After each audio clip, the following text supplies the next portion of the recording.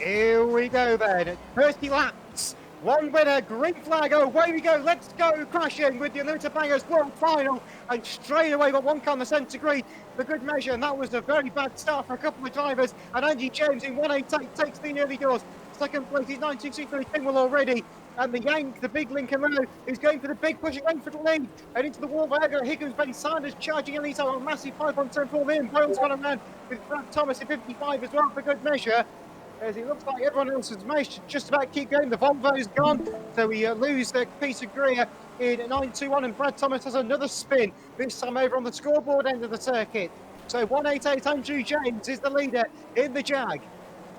He's been chased down by 9263 Kingwell as 1429 gets the good news from 146 Eldon. Aylward goes through into third in the silver roof car. 593 Rollins, the defending champion, is still fifth as the Lincoln is causing a bit of a problem on the third bend as he's delayed Sanders, Boddington and Wells. Wells has managed to find a way through just about as the limo ran wide on the bend. But the leader is now Louis Kingwell in 926, who takes over the front. Andrew James down to second and maybe down to third now as Aylward gets some assistance from Knighton. They're going to go side by side of turn 4 and through to second goes Aylward in 146. Here comes Knighton down the inside, presses the Jag out of the way. And, well, Rollins will now have a bit of a moment with the Jag and tries to spin it aside on the back straight, but the Jag is a bit too strong for that move. And Rollins now down the inside and got a car up onto the speedway track 3 for it. Boyle has gone in his machine as well. So early dramas for a few drivers coming to that. Dylan Gamble in 68 in the lone Rolls Royce as they go in the back straight to turn 3. Gamble moves wide, let's lead through. They've got Harvey Barkas in front of them and Connor Osborne there, scrapping with each other and almost come tangling up in front of race control as a result. And they will tangle up at turn 1 and leaders almost involved as Barkas goes around, courtesy of Osborne. So Harvey Barkas now spins the Yank tank back around, and Osborne has caused some more issues down at turn 3, but the leaders have survived it. Your leader is now Jack Aylward in 146. Rollins is second place in 593. And Louis Kingwell comes back into the action as well in second, but has gone again. So I think 9 is now coming through into second place as Rollins tries to the door on him. It hasn't worked, and round almost goes 9 because he back marker. No, Harvey Barkas will rest into the leader. And the new leader is now going to be 593, Joe Rollins, the defending world champion, going for 2 out of 2. Of course, you've got the 2 former world champions, 1 and 2 at the moment. Either way, if one of these 2 win, we'll have a second-time winner of this event. Although he's been stopped by Dylan Gamble, and Aylward's run wide as a result. So here comes Tom Knighton down the inside in 142. Gets the door slammed in his face.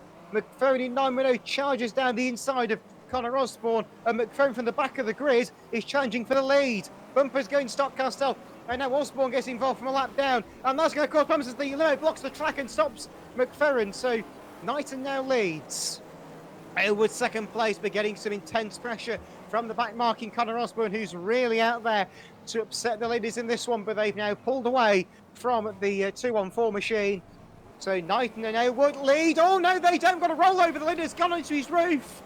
Aylward comes through the carnage to lead a mass pilot behind as they all collect the upside down.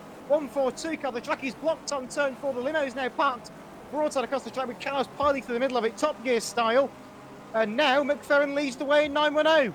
Goodness me, say is McFerrin from both the Aylwards. Now McFerrin's put away by Jack Aylward. Joe Rollins back down the inside to lead it. And now Charlie Aylward hits the tyre on the infield and drops back. So with that, Rollins is back to where he was 3 laps ago. McFerrin is now second place in 910. It would be right upset for him to win the world final, I can assure you of that. Aylward is running third. You can see a few cars now starting to litter the raceway as Gamble's off his shit. Now there's Basil Barron who stops McFerrin from getting his way. And now Aylward back to second in 146. They've now got to worry about Finn Wells and Tom Davison catching in the Scorpio and the Jag. So down the back straight they go, side by side. McFerrin still 5th place. Well, they've got a right old battle going on behind them as Crowther and Peter Greer are having a good battle. Harvey Barkers decides that's not happening any further as the leaders have hit trouble with the Lincoln Town car once again causing mischief. And now Tom Davison will take the lead of the race. Wells is second place. Joe Rollins is now down to third, and Rollins in with a huge cue ball shot but hasn't pulled off. In fact, he may have done. Davison's in a parked car and hits the limit head on. So now Finn Wells retakes the lead in 177. So an incredible race. This is at the front. Rollins second place still, and Rollins has to swerve to avoid the reversing Harvey Barkers rather, and that's given Wells a huge lead.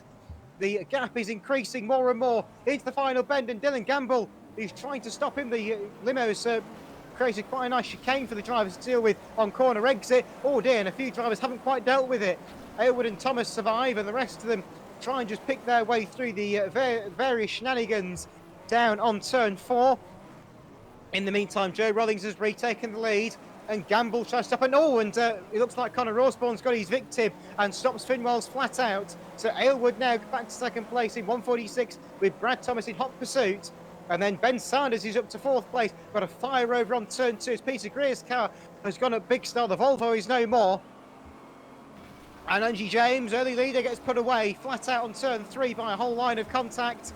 And, well, oh dear, the leaders have got all caught up down there on turn 4.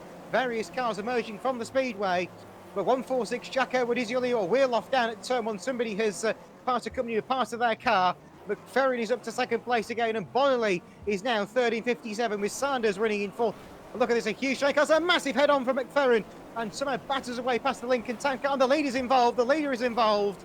So McFerrin now retakes the lead in 910. So he is largely in charge, but Ben Sanders is only just behind him. And Sanders is in fact challenging on the inside, backs out of it. Sanders will come in with attack, or maybe not. He maybe leaves it to the back markers. No, in fact, maybe not, as Sanders has been taken out by 68 Dylan Gamble. So that leaves McFerrin with a huge lead, with the nearest challenger now been eviscerated by a car run opposite on turn 4. Davis in second place in 461, and now McFerrin is stopped by a combination of Andy James and Basil Barron. Tom Davison stopped by Dylan Gamble. Liam Boyle picking his way through the carnage, but he's not there at the moment, so McFerrin is still your leader. Liam Boyle must be a lap down because second place is Brad Thomas in 55. He's closely followed by Louis Scott Draper in 575. It's a very quiet race by his standards till this point.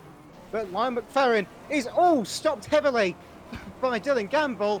And Brad Thomas goes through to lead once again. Louis Scott Draper trying to batter her way through. And we'll calm the grass there. So 461 Davison may have to come out for using the grass. We'll establish that in a moment or two. As 85 Brad Thomas is now away and gone in the lead. He was second in this event last year. Could it be his year? I know we said that about multiple drives in the road. And no, it won't be, as he gets stopped by Basil Barron. So that's a commentator's curse 4-2 there. And through goes 141 Crowther to lead in the pink machine, the Mark 1 Coupe. Big push behind, and all round and out goes Crowther, courtesy of Connor Osborne. More cars go spinning as well as they go skittling around on the back straight. Aylward with a interesting roof line, should we say, is the lead. In fact, he's over, got a rollover on turn 4. So Reece Miles in 77 will now retake the lead, or rather take the lead for the first time, I should say. 164 Aylward is in there as well. That's Charlie Aylward in second. The second of the two Aylwards on track in this one. And he is now having the brakes slammed on him by Reece Miles, who really isn't very interested about having some good news. In fact, he's stopped himself. 3 to go this time, Ben. Charlie Elwood, yep, 3 to go. Thank you, Thomas. As 348 Boyle now does the honours of blocking from a lap down.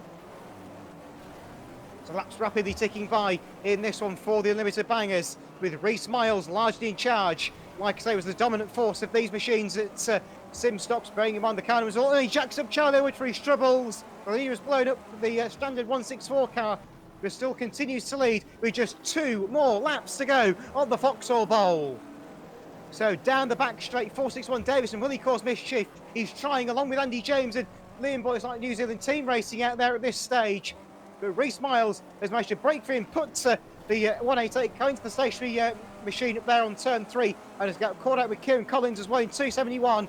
As through comes Aylward in a rather dramatic fashion over the top of the cars. But we are on the final lap now for your race. The 77 Reece Miles down the back straight for the final time. The Ringwood Raceway man is looming in on the checkered flag into the final bend for the last time, and he has to go in for the blow up. He's got caught with a park car. He's in top of Charlie Elwood's stationary car. Liam Boyles boxed him in.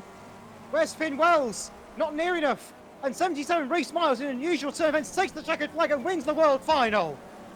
So Reece Miles, your new world champion, 1.460 second, 1.41 he's third. Jack Elwood also nearly got the second world title, but again, alas, it was not to be for the London-based driver. 77 Reece Miles takes home his first world title in R Factor.